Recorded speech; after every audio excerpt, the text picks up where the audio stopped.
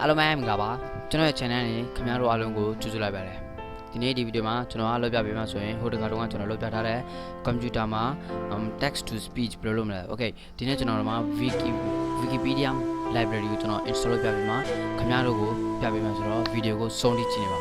ကဲစကြရအောင်စချင်းကျွန်တော်တို့အရင်ဆုံးခင်ဗျားတို့ကိုကျွန်တော် Python ရဲ့ module တစ်ခုနဲ့ပြဆက်ပေးချင်တာသူက import သူက Wikipedia module ပါ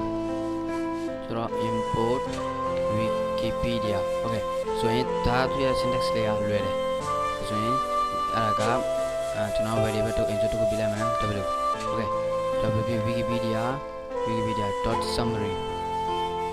wikipedia.summary ပြီးသူ့အထက်မှာကျွန်တော်တို့က string form နဲ့ပြင်မယ်နော် string form နဲ့ဘာရှာချင်လဲဆိုတော့ပြင်မယ်အဲ့ဆိုရင်ကျွန်တော်ကရှာပြလိုက်မယ် google ဒါမှမဟုတ်မသိဘူး okay အဲ့ဒါမလုပ်ပြီးတော့ print function ကြောက်မယ် print w ဘာဖြစ်လို့ဆိုတော့ကျွန်တော်လည်းရှင်းပြပေးမှာဒါက Wikipedia ဒါက summary လုံးမှာသူ့ကိုရှာမယ်ရှာပြီးရင် w ကဒါဆိုတော့ print လုံးမှာက w သူရှာထားတာကိုကျွန်တော်တို့ကဒီမှာ output မှာကျွန်တော်တို့ရမယ်ဆိုတော့အခုကတော့ run ချစ်ချမ်းလုပ်ကြည့်မယ်အဲ့ဒါချင်းမရဘူး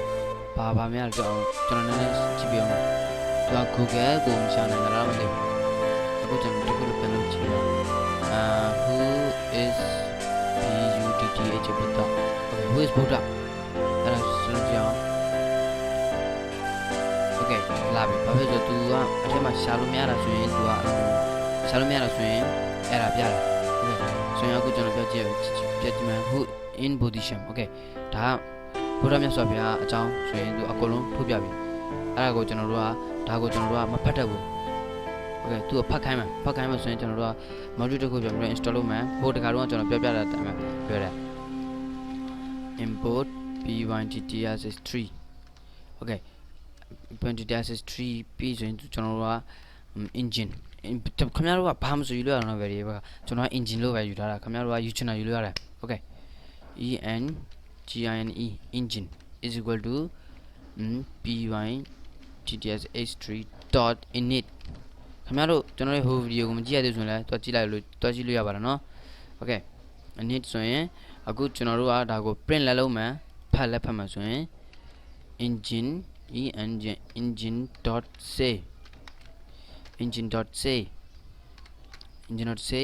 variable ကကျွန်တော်တို့အဲ့ဒါက w ဘာဖြစ်လို့ဆိုတော့ w က print လုပ်မယ်ပြီးပြောမှာကလည်းအဲ့ w ကဖတ်မှာဆိုတော့ကျွန်တော်ဒါလုပ်လိုက်မယ် okay ဆိုတော့အခုသူ့ကို engine.run and wait okay အခုဒါကိုကျွန်တော် run ကြည့်မယ် run လုပ်ကြည့်မယ်ဆိုရင်ခဏအချင်းနဲ့ယူနော်သူက internet နဲ့ရှာ wifi နဲ့ရှာဆိုတော့ Buddha, awakened one, is a title for someone who is awake and has attained nirvana and Buddhahood. The title is most commonly used for Gautama Buddha, the founder of Buddhism, who is often simply known as the Buddha. Okay, video ခဏ video မှာvideo ကျွန်တော်မှာ input လေးပြလိုက်မှာဘာဖြစ်လို့ဆိုတော့ကျွန်တော်တို့ရှာချင်တာကိုပြန်ပြီးမှကျွန်တော်တို့ကရှာချင်တာကိုအမှမြည်မှန်းဒါက input နဲ့ရေးပြီးမှသူကအဲ့ဒီ input ကနေရှာပြီးမှဆိုတော့အဲလုပ်ပြမယ်ဆိုရင်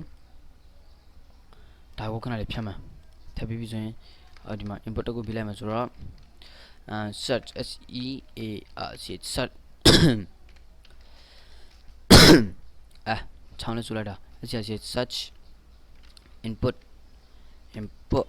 ဒီမှာကျွန်တော်ကစာလေးနဲ့ရေးလိုက်မယ် what do you want to search what you Sarah want to search what do you want to search ပြီးရင် /n ဆိုရင်သူကကျွန်တော်တို့ line တစ်ခုဆိုရင်အဲ့ဒီအောက်က line ကိုကျွန်တော်တို့ကပြန်ပြီးမှရေးရတာပါအခုခင်ဗျားတို့သိမှာပါရှင်းလားဆိုတော့ဒီမှာကျွန်တော်ရေးလိုက်မယ် search လွယ်တဲ့ဒါကအခု run လုပ်မယ် okay what do you want to search မှာလာပြီးအခုကျွန်တော်ဒီမှာရေးလို့မရဘူးကျွန်တော်ကသူရဲ့အောက်မှာတွားရေးမှာကျွန်တော်ရှာခင်ဗျားတို့ okay ဆိုရင်ကျွန်တော်ရေးလိုက်မယ်ဟိုတွားအောက်မှာတွားပြီနော် who is Buddha ဘုဒ္ဓမေးတော့အဲ့ဆိုရင် who is ဘာရေးမလဲဆိုတော့မြန်မာ